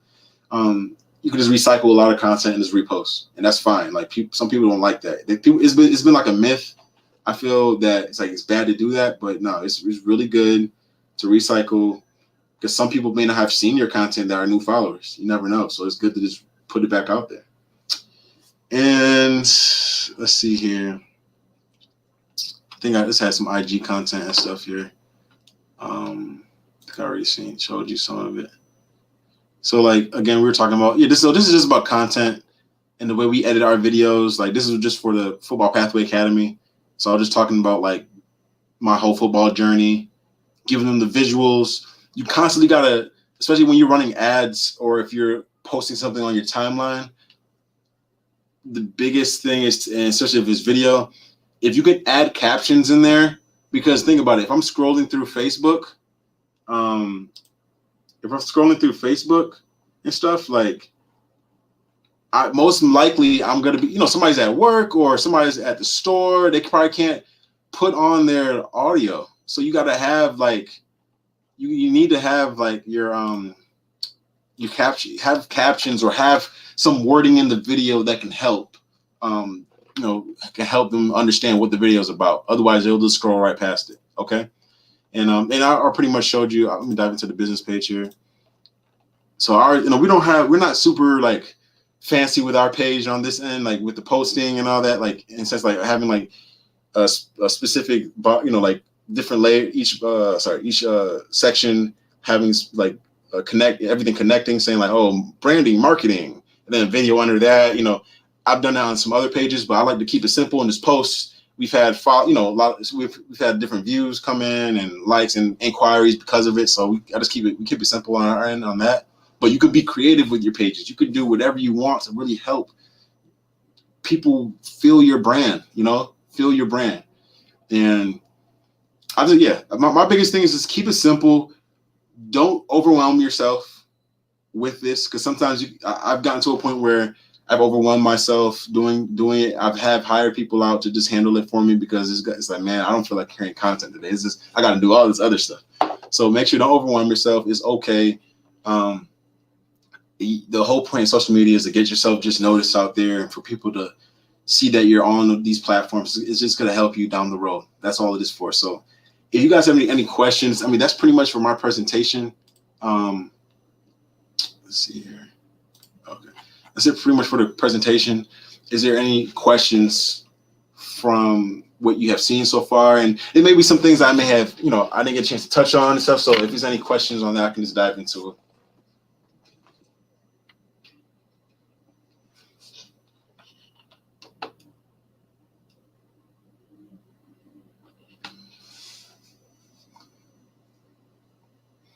What can I do to make my content more accessible for people living with disabilities? That's a good question. Disabilities. So, okay. I got you. So, it all depends. So what, I guess, like, specifically, so let me dive in a little bit more. Specifically, what type of disability is this? Just any type of, like, because you got people that can't, are blind, people that can't hear, autism, like different people that may be, very smart individuals, but may not be focused on certain things. So, like, what is there a specific area you're focused on, or just all of them?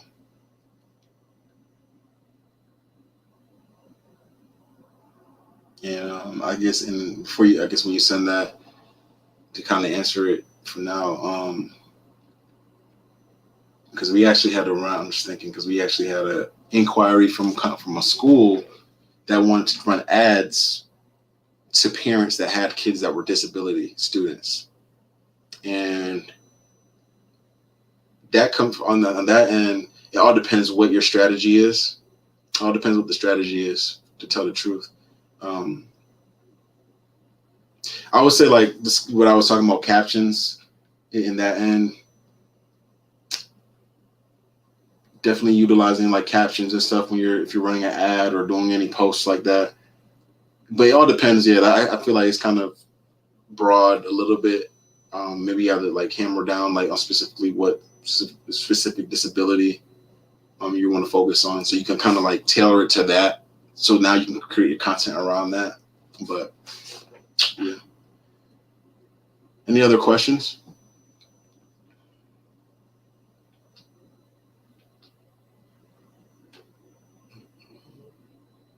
Okay, visually.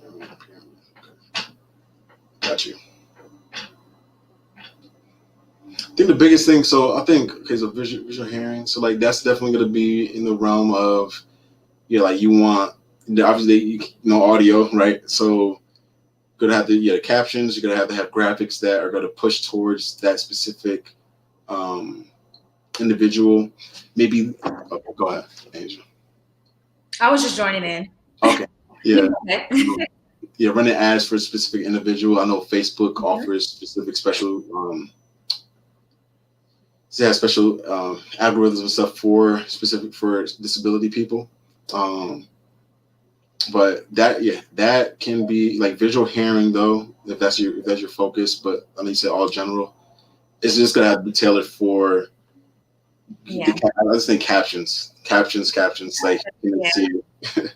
Can they see it? But on YouTube, you can submit like transcripts for your video. So when you upload a new video, some people have third-party companies and stuff that do it for them. So you can actually like have your whole video transcribed and upload that transcription with your video. So then for people who are unable to hear or hard of hearing, then they can, when they use closed captions at the bottom of your video, the transcriptions are accurate.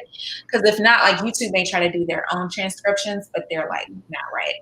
Yeah, like yeah, they're not right. So that's definitely something that you can do. And then I think what I was also thinking about is everyone has a different learning style. So creating content that's in different formats for people with different learning styles, because some people work well by video, some people work better by reading.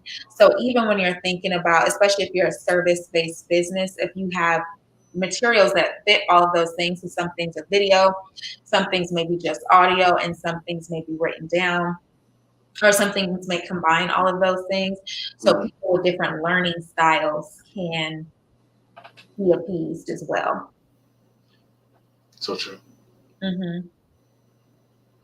Any other questions? Okay, that's another question. When you first start running ads, how many and how much would you spend on the ads?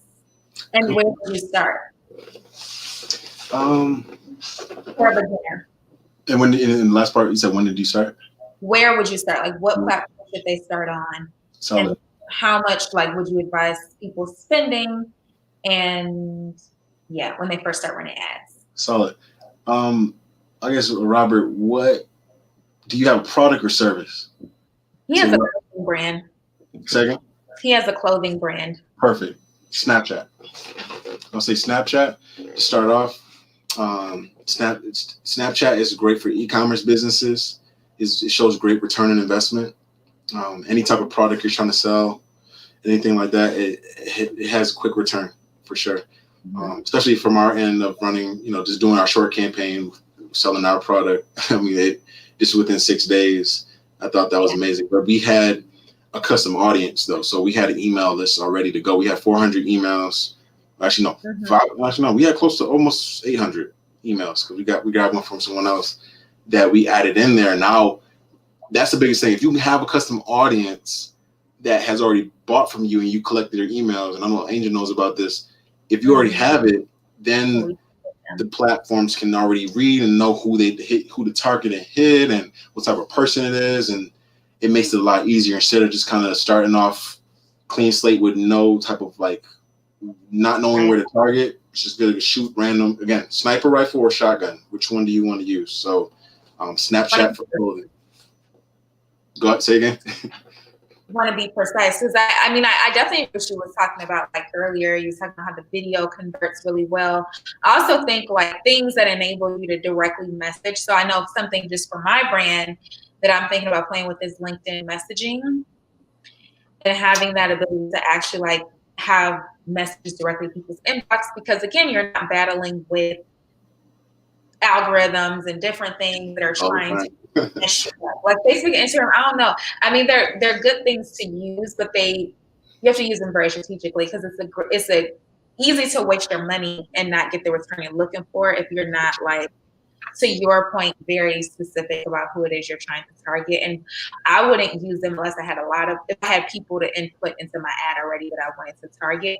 Yeah. Because of the stuff that they do. So true. And they kind of limit the capability of kind of where the ads are able to be seen, in my opinion. And, places like YouTube and LinkedIn, they offer some unique opportunities, and Snapchat even offers some very unique opportunities. Definitely does. Twitter, I don't know about Twitter ads. I have not played with Twitter ads personally. I don't know if you have. I haven't really played with Twitter ads like that. Again, I always bounce back. And again, you've been hearing the entire presentation, mentors. Like I always bounce back like ideas of my mentors and people I've met. Haven't really messed with it too much. They've messed with TikTok ads. TikTok ads right now aren't ready yet in the sense of like they're charging you a whole lot just to run one ad, and you may get charged like 300 immediately that day. It's like, dang, like you didn't. Yeah, you're not seeing a return on that, then you're probably like, yo. Yeah. So that's not what I want to do. Yeah. Yeah. So definitely think about if you have that small budget, where can you get the most return? And I think anything that allows you to directly connect, in my opinion, but this is also something I have wanted to ask you. So some advice that I've heard that I think makes sense to me is especially for people who do service-based businesses, not product-based. Like if you're running an ad, run it to something free. Exactly. So run it to a free offer so that you're getting that information, like contact information from people in order for them to retrieve your offer. And then you can hit them up later for like the paid thing. There you go. And that's part of your funnel, right? That's part of like funneling. But you, like if they're a brand new person, they never heard of you, and your service, most likely they're not going to purchase it, but they may do a physical product, they like it. Right. If it looks good, the visuals look good, then they may do a physical. That's why for physical products, the visual is so important. So true. That's gonna, when you do service based, it's harder. It's too. I've asked before, and I have not found them to be the most useful. But it's like I really have to be strategic about how I use them, what I'm really having people do, what platforms I'm investing money. That's why I'm so doing with LinkedIn, and also I love LinkedIn because it's so specific. Mm-hmm. As far as like what people do, their interests, like, and I do career kind of based service. Mm-hmm. So I'm sort of kind of like a B2B So really, I feel like maybe LinkedIn is a better way for me to spend like money with. Right. On Instagram, I have fun on Instagram. I engage with people on Instagram, and I still going to use those platforms. And I found a lot of use out of them just without spending any money on them. Exactly. Yeah. I mean, you could. It all depends, like what you're doing, like on the what are you doing marketing wise. Like some people don't even need to utilize ads, but if you want to like scale up and do a lot more, definitely it could be beneficial. But like he talked about that free offer ebook or something like that. That's technically a product, right? So like you're creating a product to boost it and put it on there. But I'll to kind of answer this question, like with the ad spend, say like Robert, like you do got your email list and everything's ready to go. I would say a place to start would be $100 daily budget, and start from there. And it'll start pumping from there. And don't put an end date on your ads. Don't say it's going to start November 22nd and end the 24th. Starts the 22nd and it runs continuously.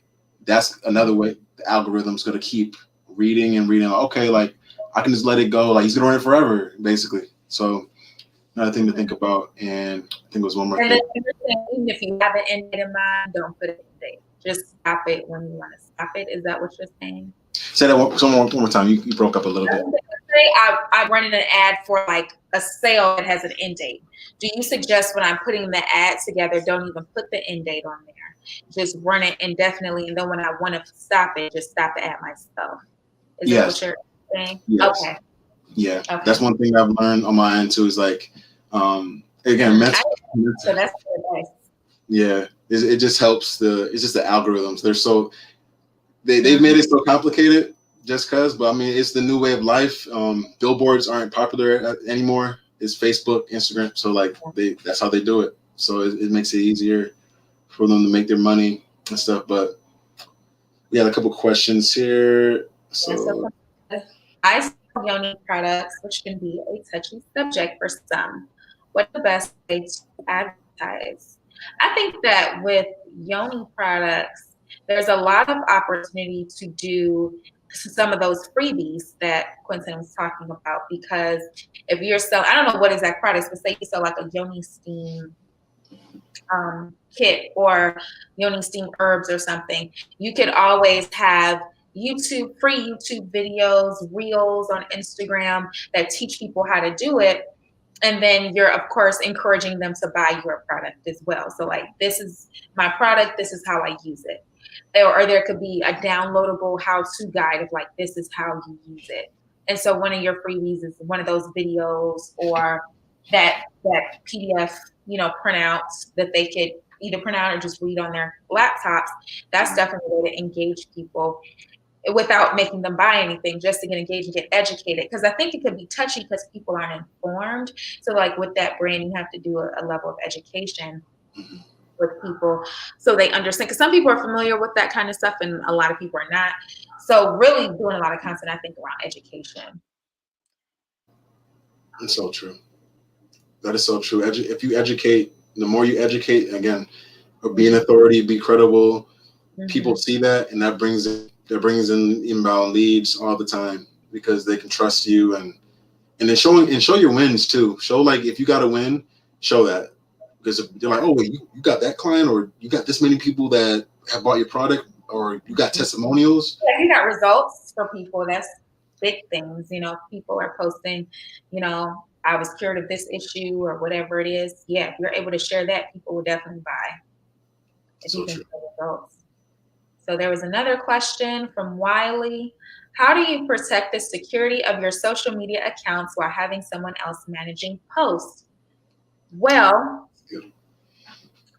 have you had a bad experience, Wiley? Why did you ask that? What's going on? Did somebody do something? Well, you gotta hand over that password. I mean, you definitely have to hand over that. And from the way for people to post on your accounts. But the thing is also when you have people managing your posts, and I don't know how you handle, if you do social media manage for people, how you handle it. But what I do is typically, especially when I first start working with a person, I have a system where they're approving all of the posts including the content, like the words and the visual of it before I ever send it out. So most people, if you're hiring somebody, it's not like they have free reign over your account and they're just posting willy-nilly, at least until you build that relationship. Like after we've been working together a few months, then I may like not be as formal and just post on the go because we feel we have that rapport with each other. But when I first start out, each person is approving their post before they go out. And I don't put anything on there that they don't approve of.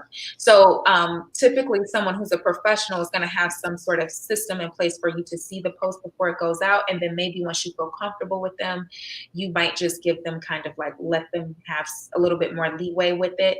But it's not like you're just giving your account over and people can just post crazy stuff on there, you know? Exactly. That's so true. Yeah, because once you don't want to be stuck in that situation. I've seen people get stuck and like lose their accounts or click on a specific link that their password gets shot over to some person in a different country, and it's like, dang, like. If you're paranoid, just do your own social media. You know, just handle your own social media because you might not be at a place where you're ready to hand over the reins to someone else. Yeah. To do it. So you, the people, I mean, this is just me personally. When I do people's social media, I don't do a lot of, I think I manage 4 different companies, including myself. And we all have a trust. And all of them kind of like their feelings about their social media is like, they're not so engaged with it that they have to like see everything. They kind of check it periodically and kind of see, okay, there's stuff that's been going up. Like when we first started, we were very formal and I sent them all the posts first. And they were like, okay, we like what you're doing. It's good. Let's just flow moving forward. So, you know, if you're a client that wants to be more hands-on, then you have to work out a process with that person. So your ideas are incorporated into the content. Their ideas may give you advice of ways to go about it and stuff too. So it's a collaboration. It's not just like, because it almost sounds like you're just saying, you know, or you may feel like you're handing it over for someone else to just like take it away. And that's why it's great to have those third party, like, I mean, I know a lot of people use them, third party platforms, so you don't have to give your password away. Hootsuite. For my content planning, and then I have a scheduler for all and I use Facebook Creator Studio, which is a free platform that Facebook has where you can schedule Facebook and Instagram posts in advance. And if you can have multiple business accounts attached to it, so all my clients are attached to that entity, so I can schedule everyone out at the same time. There you go. If I want to, all from the same place. Or if you have multiple businesses or something, you want to manage multiple accounts, you can use it to do that as well. So that's a way that you can see. But you do have to give over the password because that person does have to, you know, be able to access it. So, I mean, try to vet a person and make sure they're trustworthy, you know, speak to references if you need to, get referrals so you can make sure someone's just not doing willy-nilly with your page. But I don't know. I don't frequently hear about situations where a social media manager is like doing bad things with someone's page. Like I don't hear frequently about, I'm sure it happens, but I don't personally hear frequently about that. I don't know about you, Quentin. Yeah, there's been a client that had a bad experience. They were burnt. Okay. And I had to call the company that burnt them so this was for Facebook ads, I guess, but they had to switch over the range to us and give us access. And I was, you know, calling them. You know, it's very, you know, they didn't like, you need to do. No, I was like, hey, like we work on this company now, and we need your help so we can switch it over. Super cool conversation, down to earth, but I guess the client and them butt heads so much it was a lot of, you know, toxic situation. Mm-hmm. So yeah. So I guess it does happen. I take that back, Wiley. I guess you should be thinking about that. That does happen. But yeah, I can totally understand. Like I wouldn't want to just give my password. That's why I manage my own social media. Like to your point, you saying you wouldn't give your personal account to somebody. I think you said that earlier. Like I'm gonna keep doing my own personal account. Yeah, the personal. I do all my own stuff on my account. Yeah. So he said so you can sign. Oh, Lillian said sign an every check like Oprah. Mm-hmm. I've known people to hold it hostage. Here's the thing, though, too. Of course, you have to vet people, contracts, all that stuff. Have that in the contract that they can't, you know, do bad things with your page. But also, even if before you're hiring somebody, like one of the things, if any of you join me for my Building Your Brand from Scratch Masterclass, I kind of talk about everything you need to start building your brand before you're ready to hire somebody. Because a lot of times there's a lot of elements you may not have in place, and then you're trying to hire, like outsource your marketing, and you're really not even ready to market anything because you don't have a brand yet. So those are some things to think about. The next class for that, if anybody wants to join, is November 30th. I can send out the link to sign up when I send out the email to everyone who's registered. And maybe I can pop it in the chat too if I have a second. So if you want to join that, because you want to make sure you have all of those elements in place before you even start trying to hire somebody. Because a lot of times if you hire someone prematurely, that's when things start going in a negative direction. So true. So true. Be mindful, like that's the biggest thing. Like if you're going to hire someone, or if you're going to put someone in place of something that's sacred to you, make sure you trust them, or make sure you have a deep conversation with them, or like do that, or give them like a little small task to handle. Then that could lead to the bigger task. And you said, like, for yourself, like you've had to build the relationship with your clients over time for them to trust you with their platform. So yeah. So there's another question there by Tammy. I do. I actually do. I've seen it on the real estate side with marketing, pop-up shows. If it's pop-up, or if it's a planned out, like you say, hey, tomorrow I'm going to do this, sign up. I think those are very beneficial. Definitely helps out a lot of people. That brings, again, inbound leads, being credible. I don't know if she meant, I probably took it too literal, like too not literally. You took it literally. I didn't know if she meant like on your website when you have a pop-up, like some of it's your website, and then within a few seconds you have a pop-up to sign up for your newsletter or something like that. I don't know why I thought that's what she meant. She probably did mean like pop-up shows. She said pop-up shows. Oh yeah. I mean, yeah, I did. When I saw pop-up, I was like, website. Yeah, that was my mind. I was like, she's on her website. Pop-up shows, yeah. Yeah, because you say Yoni products. Yeah, because it gives people a chance to get to know you. Like, and I posted something about this on my Instagram, but old school ways of connecting with people one-on-one still work kind of the best. So the time, like it's easier to convert someone to a sale if they never met you before and they come to a pop-up, you talk to them for a bit, they look at your products. It's easier to get them to, I've never heard of you, to sale than it is online when they don't get any sort of personal interaction with you. Right.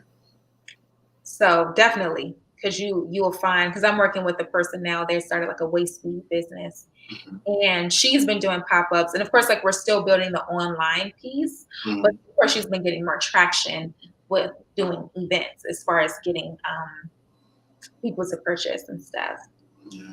It's just people want to know who you are and they want to feel comfortable. I think this is the natural way of life. Like you can run ads and do as much as you can on there, and that it may work, especially if you have a big brand and stuff already, but the events are always gonna definitely like help out a lot. And I mean, this is an event, so like this is awesome. People are getting just to see each other, ask questions. So yeah. Right. So you can even host these things online, of course, because a lot of places are shutting back down because of COVID. But possibly Illinois would be. So, you have the opportunity to create these kind of things online. So true. So yeah. Any other questions? So someone asked how to reach you. So Quentin's information is in the description box. He has everything. He has all his handles and the link to his website. So you can definitely use that to contact him for more information. And I actually just moved down to the ATL. Yes. Yeah, it's been a month now, but it just moved down. So I'm down in the area and stuff too. So when COVID chills out and if you guys want to meet in person or whatever, I'm here. Definitely. I definitely would love to join you. Say again, I'm sorry. People from everywhere. So there are probably some Atlanta folks. We have an Illinois person. Cool. So, yeah, but if you're in Metro Atlanta. Okay, so that's a good question, Wiley. I am probably going to, if you schedule for the one for tomorrow, I think I'm just going to push because it's Thanksgiving week. I think I'm just going to do the one on the 30th, the masterclass. So some people click that link. So if you register for tomorrow, I'm just going to shoot you an email, possibly a text as well, and just let you know that you're going to be moved over to the class on the 30th. And it'll still start at 7. So everything will be the same because I kind of thought, I was like, it's the holiday week. People might kind of be tuning out and just, taking a little bit of time. So, and I don't know if Quentin, you're doing anything for Black Friday or folks. I would love to know if folks are doing anything for Black Friday, but I'm going to be cooking up some fun stuff for Black Friday. So I wanted to focus on that also. Definitely. So we can definitely talk about what you touched on Black Friday again too. That I think that was definitely good advice about starting your sales early. Like that's what a lot of companies are doing this year. They didn't wait until Black Friday to do sales. They've been doing sales all month, all week, etc. So some people are having their sales all the way from now and through the end of the year. Yeah, I just went to Tires and they had a Black Friday promotion that's going through Christmas. It makes sense to do it. I mean, it's like you can keep getting people. You can pull them in through some, keeping your costs low and stuff like that to pull a couple people in. Special offer of the year. Hey, so it's a one-time offer. It's gonna last from this long. It's not gonna happen again until next year. Right. And most people are gonna convert on that last day. They're always, always keep working with them until the last day. To keep targeting them and talking to them until the last day, because people consider and think and are like, eh. And then you can also think about, okay, you have the holidays, but then it's going to be tax return time. Yeah, there you go. Yeah. February, March. So you can think about what you're cooking up for, that time of the year as well. Because people will be recovering from the holidays and back to spending money. Mm-hmm. So, okay, so Wiley said he was not happy about my class being pushed. So I may do it Tuesday. I'll let you know, Wiley. I will let you know. Does he look like I want to be on the class? It's a good class too. We have a good time in there. Okay, do we have any other questions? So Quentin, what do you have coming up for like the end of the year? What are you working on? I know you talked about the big Google. Yes, I mean, we've been really focused on the Google project. That one's going to take us to December 6th. We're doing some one-off projects here and there, e-commerce projects here in Atlanta, and then we had another one in Cali we're going to be working on probably next year. Mm-hmm. So we in our agency we try to like keep our numbers low for the year when it comes to clients. Like there's some agencies that may have like 80 clients, just running ads or whatever. Like to keep it very low, high ticket, and high ticket is hard. High ticket is hard, but high ticket to where you need eight for the year that takes care of everything, and we're good. So we kind of keep it low, but yeah, that's our focus now. Then the other business is mainly just training kids, mentoring kids with football. Nice. I'm really interested to see how that course goes. Definitely, yeah. It's been. Is it current NFL? Is it targeted toward NFL players, or who is actually like the target for that course? Because it's helping them transition out, right?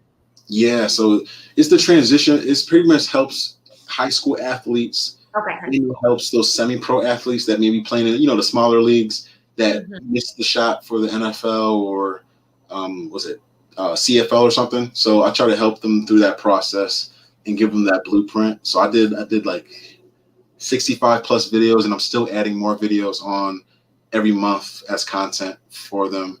Is it like a membership? Say again? It's a membership, so people it is a subscription model. One-time payment, cool. And you're good. No month. I don't like the monthly stuff for people because I know that's a hassle. So yeah, that's cool. That's really cool. And I feel like I don't know much about that, but I feel like there aren't a lot of people who are providing that kind of information. Sure, of like how do you transition and what about thinking about other things if that does not work out, what you're gonna do next? Because a lot of times I think people are put into that direction and that's like the only plan. Yeah, and that's one thing that I looked at too when I did my market research. I looked at all of that. I was like, who's doing what and what level are they doing it at? And then the other thing is like, I know this industry. I've been doing it since I've been 8 years old. So I know football.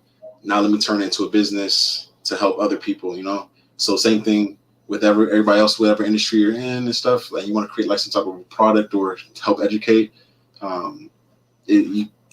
Whatever you know already, like just work off of that, you know? If like, you don't know what niche you want to get into, just work off of what you know and what you've been doing. Mm-hmm.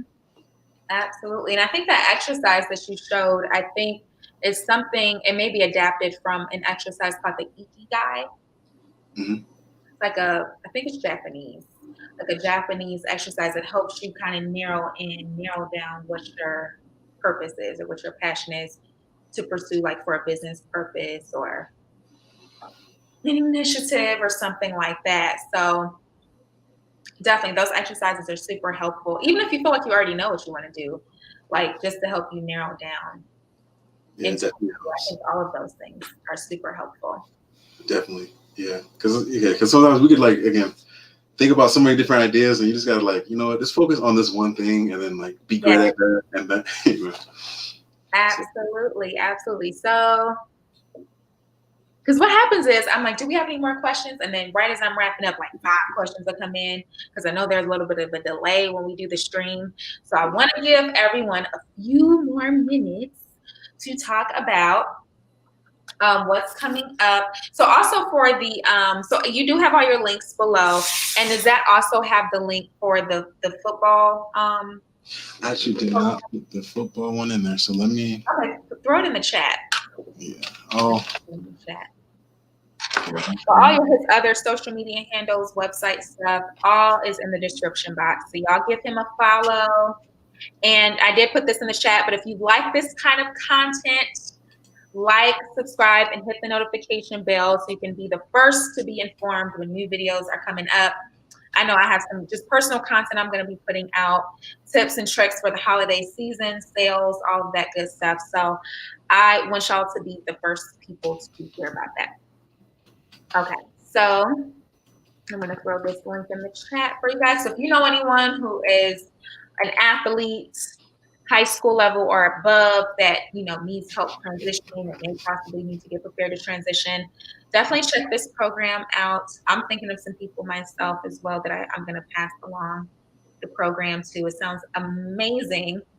Appreciate that. Yes, and I also want to thank you so much for coming and just sharing your expertise. You were very thorough. Like you went through the whole, I don't think we've had any speaker can go through the whole process of like, let's start from like LLC and like all of this stuff, all the way to like, okay, this is how you actually start marketing your business.